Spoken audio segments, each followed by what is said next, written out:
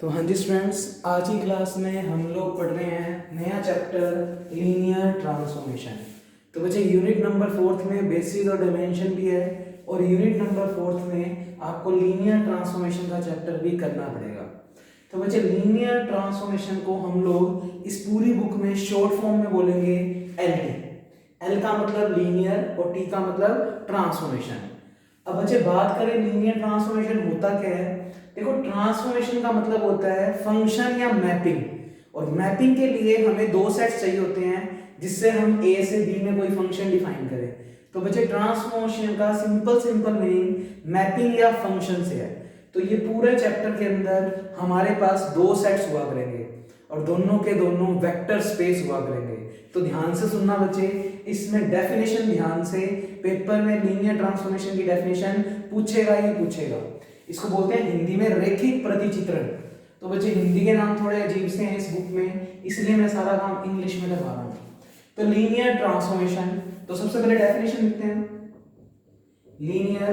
तो थोड़े टिपिकल है वर्ड हिंदी में इसके, तो इसलिए इसको थोड़ा इंग्लिश में ही पढ़ो तो ज्यादा बेटर रहेगा बच्चे।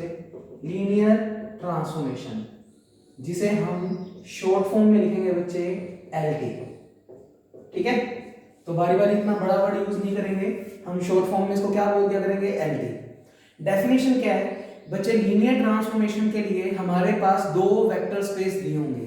तो हमने लिखा, क्योंकि ट्रांसफॉर्मेशन का मतलब मैपिंग है, फंक्शन है, और फंक्शन के लिए हमें दो सेट्स चाहिए। तो late V and V dash are two vector space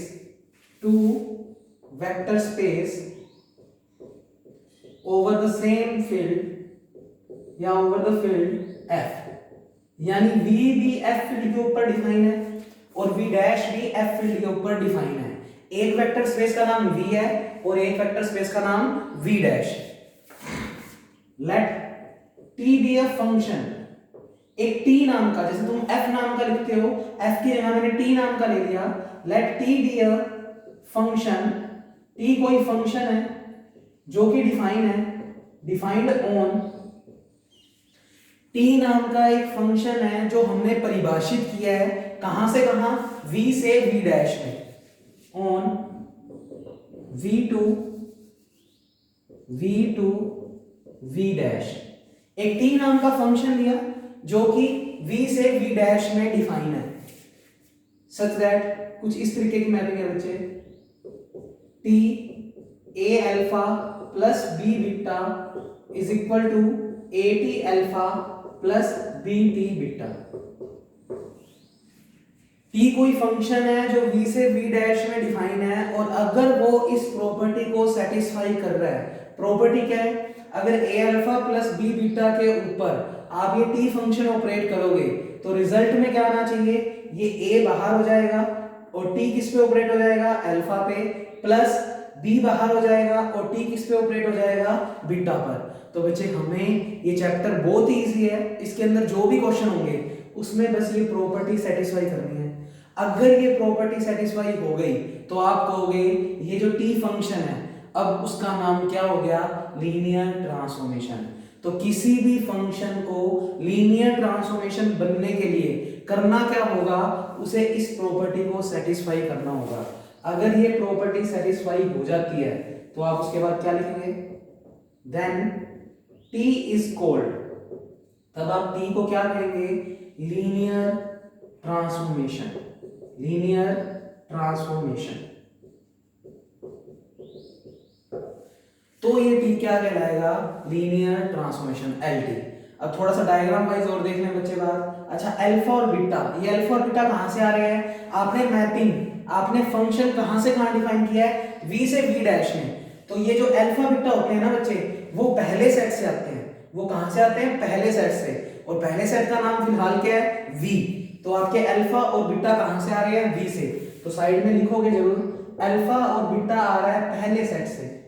मैं लिख देता हूं यहां पर पहले सेट से। तुम्हें पेपर में डेफिनेशन में नहीं लिखनी है बात, हिंट के लिए लिख दिया। यहां पर ये अल्फा और बीटा कहां से आ रहा है, जो भी पहला सेट होगा, फिलहाल पहला सेट का नाम V है, तो अल्फा बीटा तो कहां से आ रहे हैं, V से।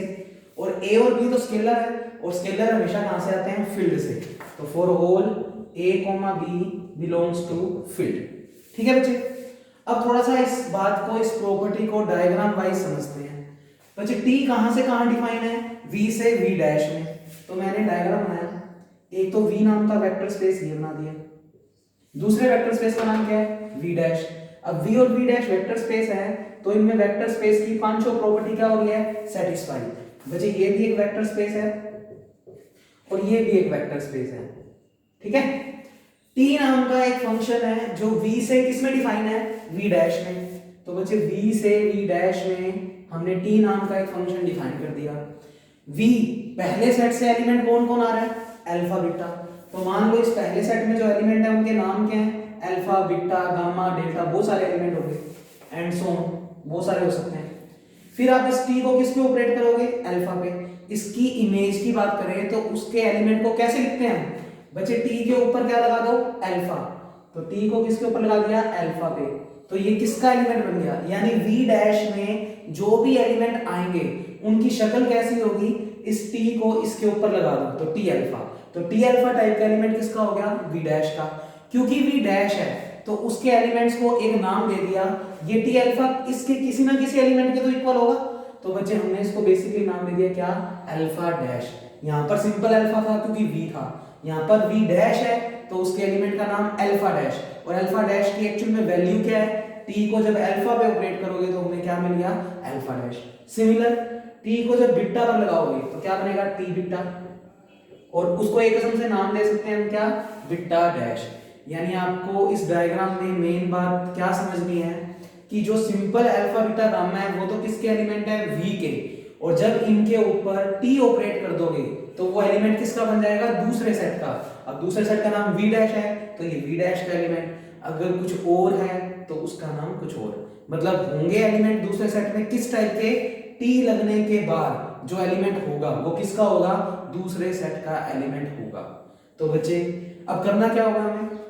तो T फंक्शन दिया हुआ है V से V डैश में, हमें इस T को अगर लीनियर ट्रांसफॉर्मेशन प्रूव करना है तो इस T में ये प्रॉपर्टी प्रूव करनी होगी।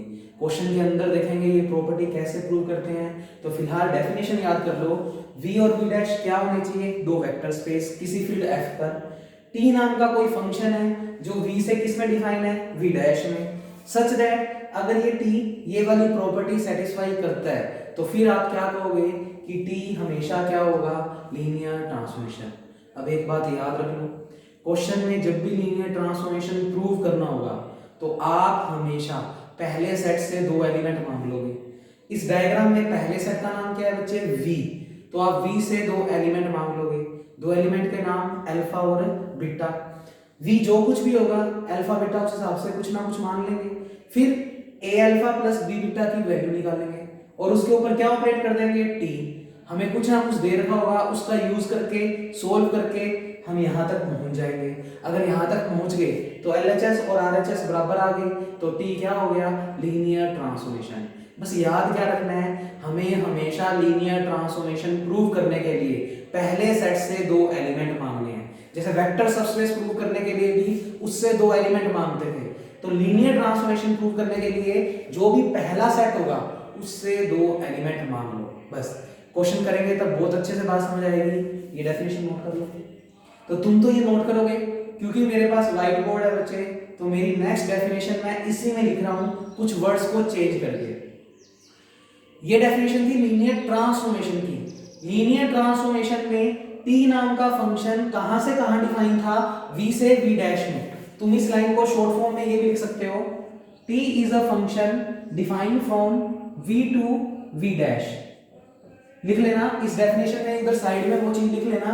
इस लाइन का मीनिंग क्या है कि T एक फंक्शन है जो V से किस में डिफाइन है? V डैश में। एरो देखो क्या लगा हुआ है? V से V डैश में। ठीक है, तो बच्चे लीनियर ट्रांसफॉर्मेशन में तो हमारे पास वेक्टर स्पेस के नाम अलग अलग थे, V और V डैश। पर अब मैं नेक्स्ट डेफिनेशन लिख रहा हूं लीनियर ऑपरेटर। अच्छा पहले इसी में एक और लिखो, T को लीनियर ट्रांसफॉर्मेशन प्रूव करना है तो या तो ये प्रॉपर्टी प्रूव कर दो या फिर बच्चे एक प्रॉपर्टी और है। इतनी लाइनें तो सेम ही लिखनी है, बस ये वाली लाइन चेंज करके लिख रहा हूं। वो लाइन क्या? T alpha plus beta is equal to T alpha plus T beta. और second T A alpha is equal to A बाहर आ जाएगा और टी अल्फा पे ऑपरेट हो जाएगा। तो बच्चे चाहे तो किसी क्वेश्चन में लीनियर ट्रांसफॉर्मेशन प्रूव करने के लिए सिर्फ ये एक प्रॉपर्टी प्रूव कर दो, या फिर दूसरा ऑप्शन है ये दो प्रॉपर्टी प्रूव कर दो, तो भी टी क्या हो जाएगा, लीनियर ट्रांसफॉर्मेशन। तो तुम्हारी मर्जी है, चाहे तुम ये दोनों प्रॉपर्टी प्रूव करके टी को लीनियर ट्रांसफॉर्मेशन प्रूव करो, या फिर सिर्फ ये वाली प्रॉपर्टी प्रूव करके टी को लीनियर ट्रांसफॉर्मेशन प्रूव करो। तो जैसे वेक्टर सबस्पेस में 3 फॉर्मूले थे, वैसे लीनियर ट्रांसफॉर्मेशन प्रूव करने के भी 2 फॉर्मूले हैं, या तो सिर्फ ये एक प्रॉपर्टी या फिर ये दोनों प्रूव करके आप टी को क्या प्रूव कर सकते हो, लीनियर ट्रांसफॉर्मेशन। यहां पर भी साइड में लिख दो, अल्फा बीटा पहले सेट से आ रहे हैं यानी वी से आ रहे हैं, और जितने भी ए हैं वो फील्ड से आ रहे हैं। Then T is called linear transformation. तो ये दोनों डेफिनेशन याद होनी चाहिए तुम्हें। अच्छा एक बात और सुन लो, ये वाली 2 प्रॉपर्टियां बेसिकली हम किन क्वेश्चंस में करेंगे यूज, तो साइड में हिंट के तौर पे, कोई रूल रेगुलेशन नहीं है, पर बेटर रहता है कि ये 2 प्रॉपर्टी किन क्वेश्चंस में तो लगा ही दिया करो, उसमें ये ना लगाकर ये वाली 2 ही लगाया करो। वो कौन सी है बच्चे, अगर मैट्रिक्स वाले क्वेश्चन है एंड मॉड्यूलस वाले क्वेश्चन है, मॉड्यूलस मतलब मापांक, ये वाला साइन है, अगर क्वेश्चन में ये मोड का साइन है या मैट्रिक्स दी हुई है, तो आप हमेशा लीनियर ट्रांसफॉर्मेशन प्रूव करने के लिए ये 2 प्रॉपर्टी सोल्व किया करो। अब कैसे करेंगे वो तो हम क्वेश्चन में देखेंगे, आज तो हम सारी डेफिनेशनों को याद करेंगे बच्चे।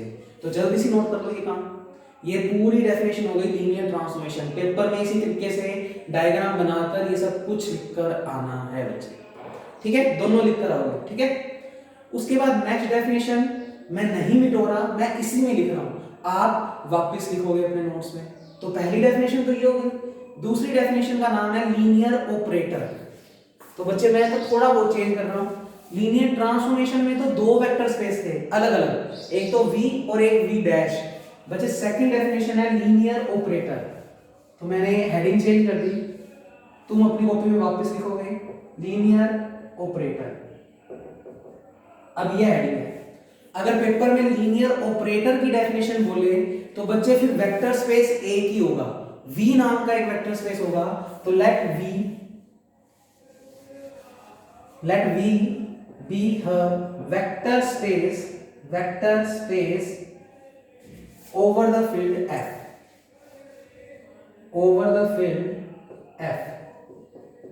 तो बच्चे अब की बार हमारे पास 2 वेक्टर स्पेस अलग अलग ना होकर सिर्फ एक ही वेक्टर स्पेस है, सिर्फ v नाम का vector space. Let t be a function defined on v to v dash नहीं, अब की बार सेम का सेम से यानी v का v से ही मैपिंग हो रहा है, तो उसको शॉर्ट फॉर्म में क्या लिखेंगे, t is a function from defined from v to v dash नहीं, v to v, बस इतनी सी चेंज किया डेफिनेशन में। लीनियर ट्रांसफॉर्मेशन में 2 अलग अलग वेक्टर स्पेस थे, एक का नाम v और एक का नाम v डैश, नाम कुछ और भी हो सकते हैं लाइक v2 और v3, v3 और v4। v3 का मतलब उसमें एलिमेंट 3 डायमेंशन, v4 का मतलब उसमें 4 डायमेंशन एलिमेंट। तो कहने का मतलब लीनियर ट्रांसफॉर्मेशन में तो 2 अलग अलग वेक्टर स्पेस थे, जबकि अगर वर्ड आता है लीनियर ऑपरेटर तो उसमें एक ही वेक्टर स्पेस होगा, और जो t फंक्शन होगा वो खुद से खुद में डिफाइन होगा, यानी v से v में डिफाइन होगा। तो डायग्राम क्या बन जाएगा, अब की बार t v से किस में, v में। अब इसके चलिए दूसरे नाम रखो ही मत, क्योंकि फिर सेम ही है तो नाम अलग अलग रखने की जरूरत नहीं है। तो t के ऊपर अल्फा लगाएंगे तो वो v का एलिमेंट बन जाएगा इस वाले v का, और t के ऊपर बीटा लगाएंगे तो वो इसका एलिमेंट बन जाएगा। प्लस डेफिनेशन वही बचे, इसमें कोई चेंज नहीं आया, ना तो इस प्रॉपर्टी में और ना ही इस प्रॉपर्टी में, बस अब इसका नाम क्या पड़ गया, लीनियर ऑपरेटर। यानी बस तुम्हें ऑपरेटर में ध्यान क्या रखना है, ऑपरेटर में 2 अलग अलग वेक्टर स्पेस नहीं होंगे, सिर्फ एक ही वेक्टर स्पेस होगा, तो that is called linear operator. ठीक है बच्चे, तो ये डेफिनेशन भी प्रॉपर पूरी नोट कर लेना। चेंज क्या आया, v डैश की जगह भी v हो गया, बस प्रॉपर्टी में कोई फर्क नहीं पड़ेगा। तो आप ये वाली प्रॉपर्टी चाहे ये वाली 2 प्रॉपर्टी प्रूव कर दो, और फिर t क्या प्रूव हो जाएगा, लीनियर ऑपरेटर। जब v डैश होता है तो लीनियर ट्रांसफॉर्मेशन नाम होता है, जब सिर्फ वही सेट होता है तो फिर लीनियर ऑपरेटर। ये जल्दी से नोट कर लेना। तीसरी डेफिनेशन है बच्चे लीनियर फंक्शनल। तो अब इसी में चेंज कर रहा हूं, तुम ये नोट कर ही लोगे पूरा। लीनियर फंक्शनल, नाम से पता लग रहा है लीनियर फंक्शनल। अगर फंक्शनल वर्ड है ना बच्चे यहाँ पर लीनियर के साथ, तो आपके पास वही वेक्टर स्पेस तो एक ही है। पर अब की बार जो टी फंक्शन है वो डिफाइन है वी से एफ में। एफ का मतलब जो भी फील्ड दे रखा होगा बच्चे, फील्ड एफ है तो एफ, आर है तो आर। फिलहाल मैंने यहाँ पर फील्ड क्या लिया है एफ, तो यहाँ पर भी वी डैश या वी की जगह हमने क्या लिख दिया एफ। तो अब की बार टी कहां से कहां डिफाइन है, वी से एफ में। अब एफ में वैल्यूज कैसी होती है बच्चे, स्केलर टाइप की। तो डायग्राम तो मैं नहीं बना रहा, बनाना चाहो तो बना लो। वी की जगह यहाँ पर क्या लिख दो बच्चे, एफ लिख दो। एलिमेंट्स की शक्ल तो वही T alpha T beta type की ही होगी, और एक्चुअल में ये जो रिजल्ट्स आएंगे वो एक स्केलर क्वांटिटी होगी। क्यों, क्योंकि यहाँ पर एफ फील्ड है, और फील्ड है तो यहाँ पर जो भी एलिमेंट बनेंगे वो स्केलर वैल्यूज होंगी। ठीक है, तो लिखना चाहो तो ये वैल्यूज लिख सकते हो। ये कैसी वैल्यूज होंगी, स्केलर वैल्यूज। इनकी इतनी डिटेल में जाने की बात नहीं है, हमें तो डेफिनेशन से मतलब है। अगर लीनियर फंक्शनल वर्ड है तो इसका मीनिंग क्या है बच्चे, आपका टी फंक्शन वी से किस में डिफाइन है, एफ में। ना तो यहाँ पर वी होगा और ना ही यहाँ पर वी डैश होगा, यहाँ पर क्या होगा, जो फील्ड है बच्चे एफ। ठीक है, प्रॉपर्टी यही सेम प्रॉपर्टी, तो इसका नाम लीनियर ऑपरेटर ना होकर क्या हो जाएगा, लीनियर फंक्शनल। ये डेफिनेशंस क्यों बता रहा हूं, क्योंकि क्वेश्चन में लीनियर फंक्शनल लिखा होगा तो तुम डर मत जाना कि हमने तो ये पढ़ा ही नहीं, क्योंकि प्रॉपर्टी तो देखो सेम ही है, प्रॉपर्टी में चेंज नहीं हो रहा कुछ भी। बस लीनियर फंक्शनल का मतलब जो मैपिंग डिफाइन हो रही है वो वी से किस में हो रही है, एफ में। बस प्रॉपर्टी तो सेम ही तरीके से प्रूव करनी है, कोई ये नहीं है 3 टाइप के क्वेश्चन है, सिर्फ डेफिनेशंस में थोड़ा सा चेंज है, बस वही देखना है हमें। तो that is called linear functional, इधर भी लीनियर फंक्शनल। तो चाहे ये 2 प्रॉपर्टी चाहे वो 1 प्रॉपर्टी कर दो, क्या प्रूव हो जाएगा, लीनियर फंक्शनल। तो तुम्हारे तो बच्चे कॉपी में नोट्स में 3 पेज हो गए, लीनियर ट्रांसफॉर्मेशन, लीनियर ऑपरेटर और linear functional. Linear transformation V से वी डैश में, लीनियर ऑपरेटर वी से वी में, और लीनियर फंक्शनल वी से एफ में। Property T A alpha plus B beta is equal to A T alpha plus B T beta, नहीं तो T alpha plus beta is equal to T alpha plus T beta, और T A alpha is equal to A बाहर आ जाएगा, T alpha पे operate हो जाएगा। तो अब मैं मिटो रहा हूं बच्चे ये पूरा पेज, और नेक्स्ट डेफिनेशन पढ़ रहे हैं हम, होमोमॉर्फिक इमेज। तो आज की क्लास में हम डेफिनेशन सारी याद करके जाएंगे, जिससे कल हमारे क्वेश्चन स्पीड से हो जाए। कल बहुत सारा होमवर्क मिलने वाला है बच्चे में, तो आज ये वीडियो आराम से डेफिनेशन सारी याद कर लेना। जैसे डेफिनेशन याद हो जाएगी तो ये चैप्टर बहुत इजी है बच्चे, सबसे इजी चैप्टर है ये पूरी बुक के अंदर, आपके बहुत ही मजेदार चैप्टर है, और इसका पेपर में क्वेश्चन रहता ही रहता है, और बहुत ही सिंपल क्वेश्चन रहते हैं इसके। तो देखिए बच्चे, नेक्स्ट डेफिनेशन है होमोमॉर्फिक इमेज। जब भी क्वेश्चन में हमें होमोमॉर्फिक इमेज प्रूव करने को कहेगा, होमोमॉर्फिक इमेज, तो हमें क्या प्रूव करना होगा, उसके लिए देखो होमोमॉर्फिक इमेज की डेफिनेशन को देखो। पहले हमारे पास कोई 2 वेक्टर स्पेस होंगे, सेम भी हो सकते हैं, अलग अलग भी हो सकते हैं, यानी v से v भी हो सकता है, v से v डैश भी होता है। हमें तो सिर्फ ये याद करना है कि अगर क्वेश्चन में होमोमॉर्फिक इमेज प्रूव करना है तो कितनी प्रॉपर्टी प्रूव करनी है। तो ऊपर की लाइन में मैं फिर से लिख देता हूं, इस पूरे चैप्टर में जो भी डेफिनेशन लिखूंगा ना, उसमें ये लिखूंगा कि कोई फंक्शन है जो यहां से यहां डिफाइन है। ये 3 लाइनें तो आएंगी बच्चे। Let v and v dash are same भी हो सकते हैं, खाली v भी हो सकता है vector space, v and v dash are vector space are 2 vector space over the field f। जैसे था ना लीनियर ऑपरेटर, तो v से v भी हो सकता है। हमें तो मेन बात याद करनी है, होमोमॉर्फिक इमेज के लिए प्रूव क्या करना है, over the field f let t be a function, t कोई भी फंक्शन है, या मैपिंग भी लिख सकते हो, ज्यादा बढ़िया वर्ड तो बच्चे मैपिंग है, मैपिंग लिखा करो। Let t be a function और मैपिंग डिफाइंड ऑन, जो कि परिभाषित है, अब 2 लिए अलग अलग, तो v2 v डैश। अगर कोई बच्चा सिर्फ लिखता है v is a vector space, तो वो लिख देना v2 v। ठीक है, सच दैट ये 2 प्रॉपर्टी प्रूव करनी है। एक तो हम इस t फंक्शन को प्रूव करेंगे ऑन टू, अब ऑन टू प्रूव करने के लिए कैसे करना होता है वो सब कुछ क्वेश्चन में बताऊंगा। आज सिर्फ तुम्हें डेफिनेशंस को रट्टा मारना है, याद करना है कि टी को हमें क्या प्रूव करना होगा, ऑन टू, और टी के अंदर हमें लीनियर ट्रांसफॉर्मेशन की प्रॉपर्टी भी प्रूव करनी पड़ेगी। एलटी का मींस क्या है, लीनियर ट्रांसफॉर्मेशन, जो हमें अभी भी पढ़कर आए हैं बच्चे। लीनियर ट्रांसफॉर्मेशन कह दो, लीनियर ऑपरेटर कह दो या लीनियर फंक्शन कह दो, प्रॉपर्टी तो सेम ही थी। तो यानी टी ए अल्फा, इसका मतलब लिख देता हूं, that means T A alpha plus B beta is equal to A T alpha plus B T beta. यहां पर साइड में लिखा करो जरूर, अल्फा और बीटा पहले सेट से आ रहे हैं, ये बहुत बड़ी बात है बच्चे, क्वेश्चंस करवा देगा ये आपका सारा का सारा।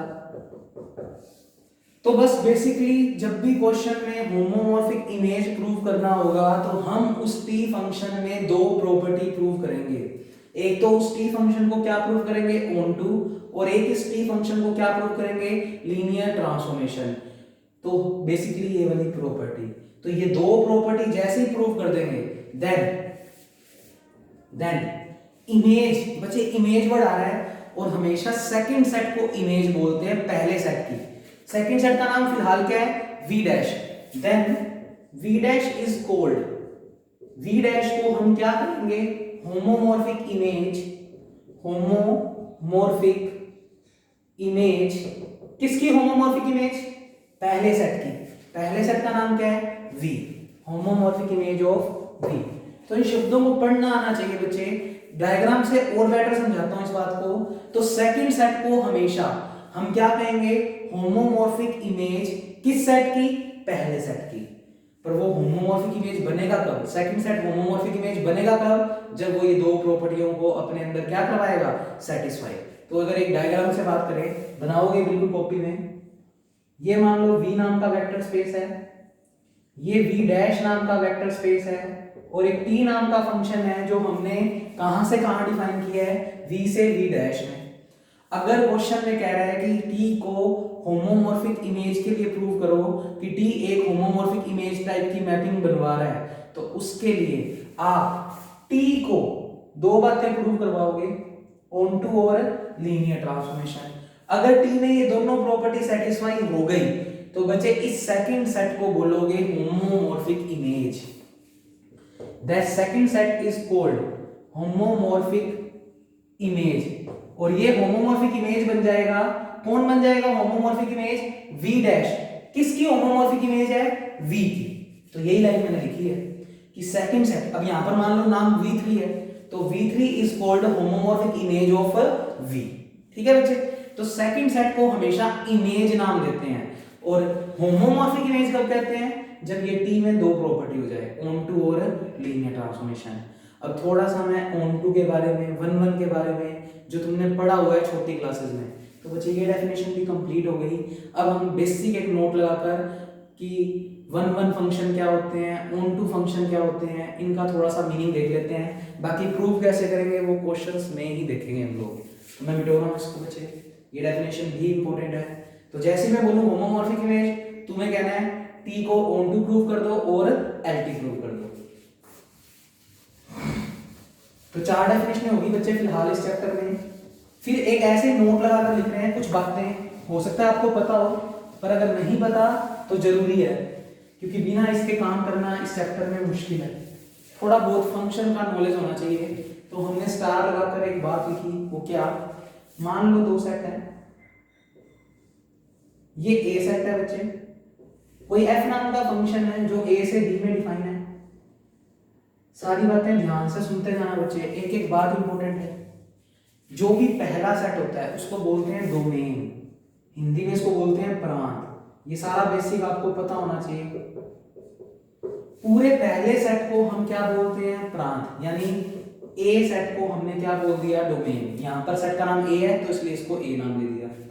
जो भी सेकंड सेट पूरा होता है बच्चे उसको बोलते हैं कोडोमेन, सह प्रांत। यानी इस बी सेट को, सेकंड सेट को हम बोलते हैं कोडोमेन। अब एक्चुअली ये चीज नहीं लिखनी चाहिए हमें, क्योंकि अगर मान लो मैंने बी से सी में फंक्शन डिफाइन किया है तो फिर बी डोमेन हो गया और सी कोडोमेन हो गया। तो अब ऐसे याद मत रखो, बस पहला सेट जो है उसको डोमेन, जो पूरा दूसरा सेट है उसको कोडोमेन। कोडोमेन को हिंदी में बोलते हैं सहप्रांत। अब बच्चे इस f फंक्शन को वन वन फंक्शन कब कहते हैं? इस f फंक्शन को वन वन फंक्शन कब कहते हैं? जब इसके अंदर जितने, देखो कोई भी चीज पहले तो फंक्शन कब बनेगी, फंक्शन कोई भी चीज कब बनती है जिस इसमें मान लो 2 एलिमेंट है और इसमें मान लो 3 4 5 कितने मर्जी बना दो, 1 2 3 4, ठीक है। अब अगर मान लो मैंने एक फंक्शन बनाया, एक बार इसको मिटा देते हैं, इस पूरे सेट को तो बोलेंगे डोमेन, तो डोमेन में कौन कौन से एलिमेंट है ए और बी, और कोडोमेन में कौन कौन से एलिमेंट है 1 2 3 4, ठीक है। इस सेट को पहले तो फंक्शन कब करेंगे बच्चे, फंक्शन के लिए जरूरी है कि इस सेट का कोई भी एलिमेंट खाली ना रहे। अब मान लो मैंने ये बना दिया और तुमसे पूछा क्या ये फंक्शन है, तो तुमने डायरेक्ट बोल देना है ये फंक्शन ही नहीं है। क्यों नहीं है? उसका रीजन कि ए सेट में ये एलिमेंट की मैपिंग तो हो ही नहीं रखी, इसका किसी और सेट के साथ रिलेशन बन ही नहीं पा रहा। तो अगर ये खाली बैठा है, अगर पहले सेट में कोई खाली बैठा है तो वो फंक्शन ही नहीं है, वो फंक्शन ही नहीं है।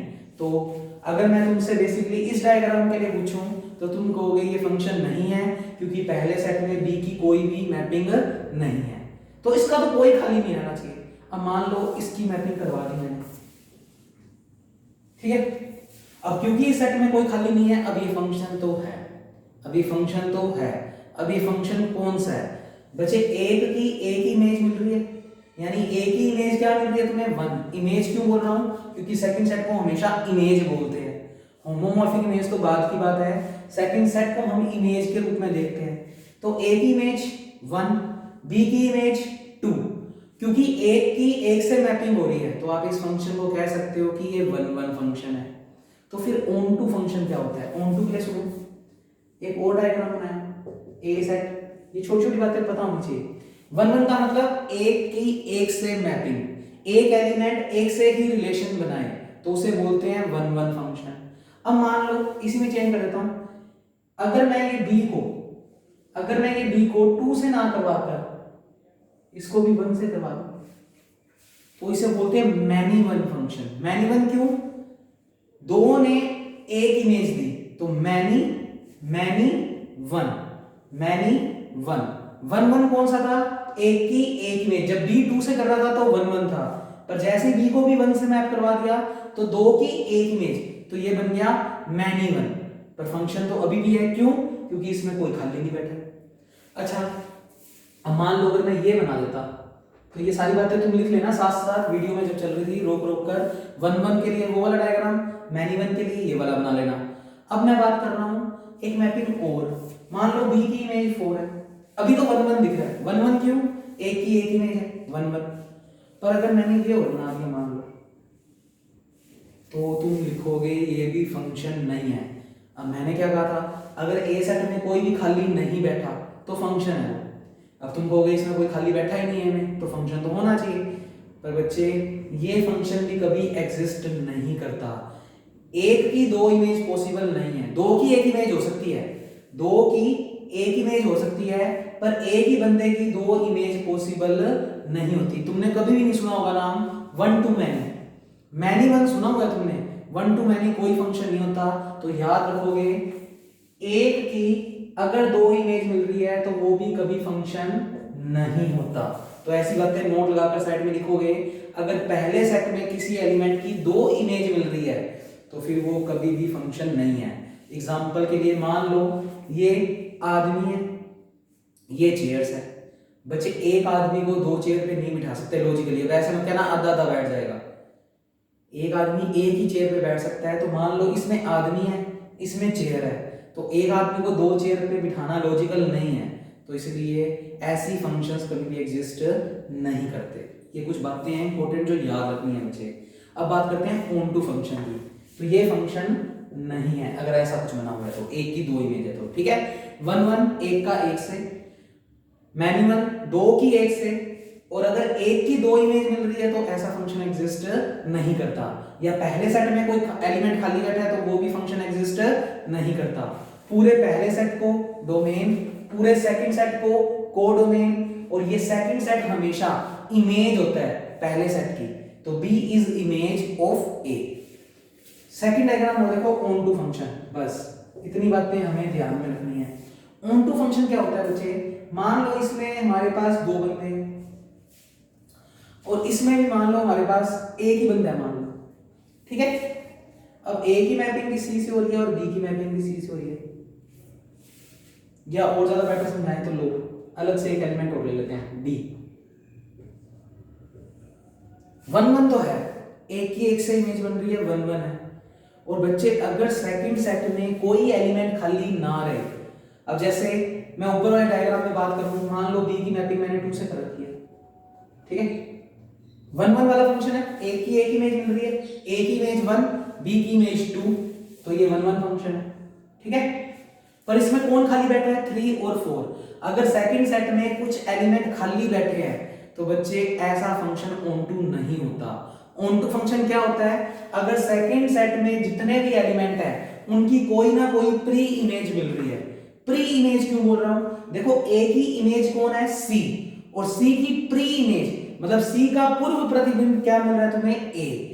अगर सेकंड सेट में कोई भी एलिमेंट खाली ना हो, जैसे इस डायग्राम में इस सेट में सेकंड सेट में कोई एलिमेंट खाली नहीं है, इसके सभी एलिमेंट का कुछ ना कुछ रिलेशन हो रखा है, तो हम क्या कहेंगे, ये एफ फंक्शन क्या हो गया, ऑन2। 1 1 भी है और साथ में क्या हो गया, ऑन2। तो मेनली ऑन2 वर्ड का क्या मीनिंग है वो समझ लो, तो साइड में नोट लगाकर लिख लेना। ऑन2 का मींस सेकंड सेट का कोई एलिमेंट खाली नहीं होना चाहिए, सेकंड सेट के प्रत्येक एलिमेंट का कुछ ना कुछ रिलेशन जरूर होना चाहिए, कुछ ना कुछ रिलेशन जरूर हो, जिसको सही क्या कहते हैं, प्री इमेज। सेकंड सेट के, तो और लगाकर लिख लेना, सेकंड सेट के प्रत्येक एलिमेंट की कोई ना कोई प्री इमेज जरूर हो, कोई ना कोई प्रत्येक एलिमेंट, इंपॉर्टेंट बात, ऐसे नहीं 2 की बन रही है और मान लो मैंने यहां पर एक एलिमेंट और बना दिया, अब ये ऑन2 नहीं है।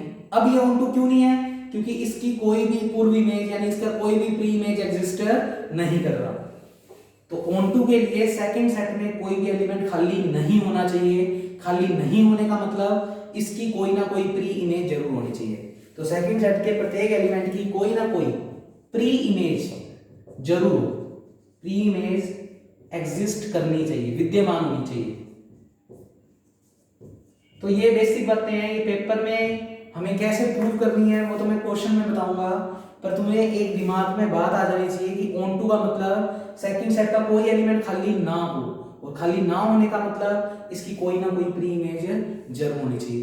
अब 3 बातें सुन लो फटाफट। इस पूरे सेट को डोमेन, इस पूरे सेट को कोडोमेन। एक वर्ड आता है बच्चे रेंज। रेंज का मतलब होता है सेकंड सेट के सिर्फ वो एलिमेंट जिनका कुछ ना कुछ रिलेशन पहले सेट के एलिमेंट से हो रखा है। अब जैसे इस डायग्राम में तुम लोग देखो, इसमें 1 और 2 ही ऐसे एलिमेंट है जिनकी कोई ना कोई प्री इमेज है, पर 3 और 4 की तो कोई इमेज नहीं है। तो बच्चे इस सेट को जिनका कुछ ना कुछ रिलेशन पहले सेट से हो रखा है उसको बोलते हैं रेंज, और रेंज को हिंदी में बोलते हैं परिसर। रेंज को हिंदी में क्या बोलते हैं, परिसर। तो तुम डायग्राम में ये तीनों बातें अपनी कॉपी में लिखोगे। डोमेन का मतलब ए सेट पूरा, कोडोमेन में ये सारे आ गए यानी 1 2 3 4। तो मैं बेसिकली अगर बात करूं डोमेन की इस डायग्राम में, तो डोमेन का मतलब पहला सेट पूरा यानी ए नाम से, और ए में कौन कौन आ रहा है, ए और बी। तो डोमेन में तो एलिमेंट आ गए ए और बी। फिर मैं बात करता हूं कोडोमेन की, तो कोडोमेन का मतलब पूरा का पूरा सेकंड सेट, पूरे सेकंड सेट का नाम बी, और बी के अंदर कौन कौन से एलिमेंट आ रहे हैं, 1 2 3 4, चारों लेंगे क्योंकि पूरा सेट को कह रहे हैं कोडोमेन। पर अगर मैं पूछता हूं तुमसे रेंज, तो रेंज को क्या बोलते हैं हिंदी में, परिसर। और रेंज का मतलब सेकंड सेट के, ये लिख लेना लाइन हिंदी में, रेंज का मतलब सेकंड सेट के सिर्फ वो एलिमेंट जिनका कुछ ना कुछ रिलेशन पहले सेट से हो रखा है। तो इसमें कौन कौन आ रहे हैं, 1 और 2। तो रेंज में सिर्फ 1 और 2 आ रहे हैं, 3 और 4 नहीं आएंगे क्योंकि उनकी कोई प्री इमेज हमारे पास नहीं है। तो बच्चे ये सारी बातें इंपॉर्टेंट है, नोट लगाकर तुम लिख लेना एक साथ। कल से हम इसके क्वेश्चन शुरू कर देंगे। Thank you class.